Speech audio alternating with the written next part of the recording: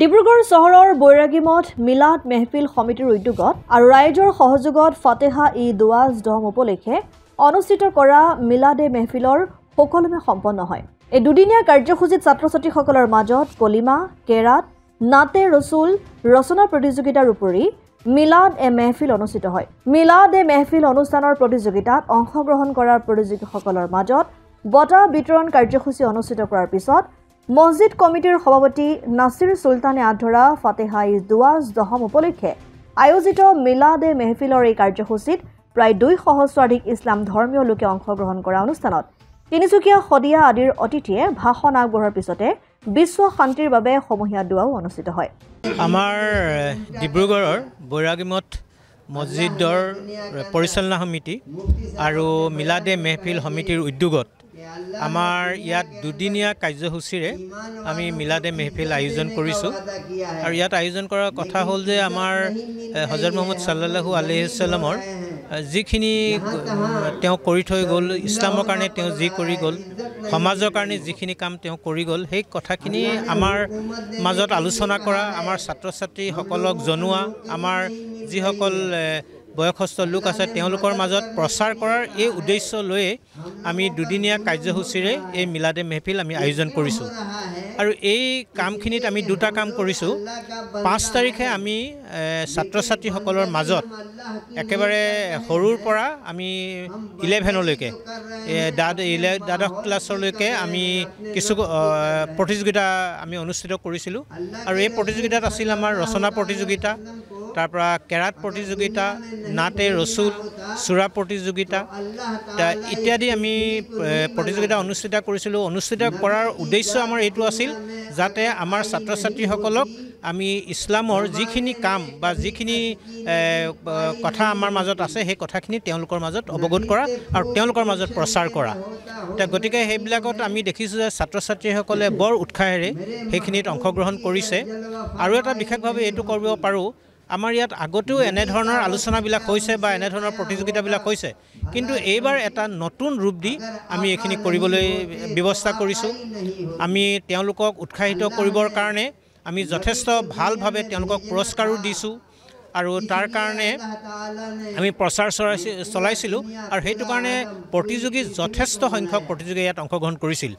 আৰু কেৰাত প্ৰতিযোগিতাতো যিসকল জাজ আছে তেওঁলোক মানে এনেকুৱা হৈছিল, আমনি পাই গৈছিল যে ইমান ছাত্ৰ ছাত্ৰীয়ে ইয়াত অংশগ্ৰহণ কৰেনে।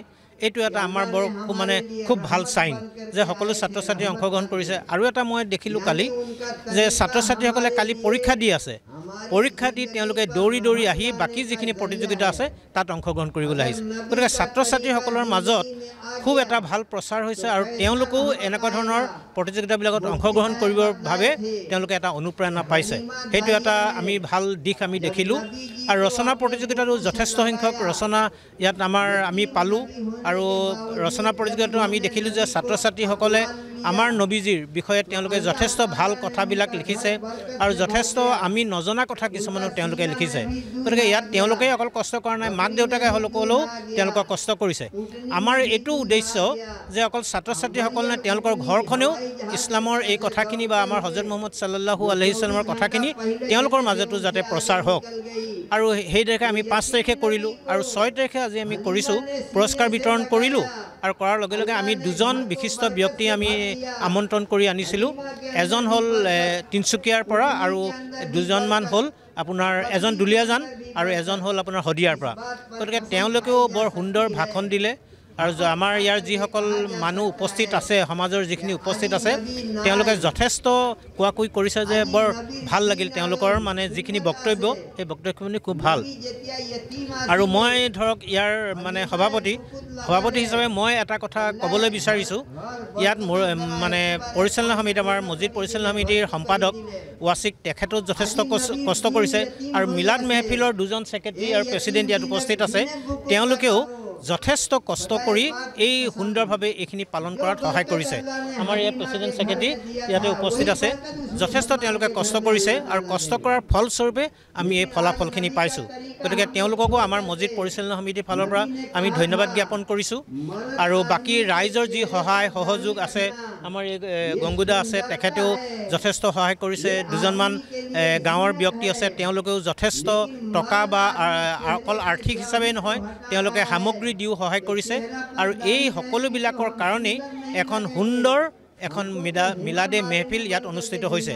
গতিকে আমাৰ পৰিচালনা সমিতিৰ ফালৰ পৰা গোটেই বৈৰাগী মঠ মছজিদৰ সকলো জামাতৰ গোটেই মানুহখিনিকে আমাৰ ফালৰ পৰা ধন্যবাদ জ্ঞাপন কৰিছোঁ আৰু আশা ৰাখিছোঁ যাতে আগন্তুক যিখিনি আমি এনেকুৱা ধৰণৰ কাম কৰিম, এই সহায় সদায় যাতে তেওঁলোকৰ থাকে। অসম আদিত্য, ডিব্ৰুগড়। NKS হুণ্ডাইলৈ স্বাগতম। নৰ্থ ইষ্টৰ প্ৰথম GDSI 2.0 ফিচাৰ্ছ ডিলাৰ হৈছে NKS হুণ্ডাই। অত্যাধুনিক সা সুবিধাৰে তৈয়াৰী মষ্ট আপডেটেড হুণ্ডাই ডিলাৰ এতিয়া ডিব্ৰুগড়ত। আমাৰ NKS হুণ্ডাই ডিলাৰত open sales consulted room, customer ৰুমৰ লগতে পুৰণি গাড়ীৰ এক্সচেঞ্জ ফেচিলিটিও ৰখা হৈছে।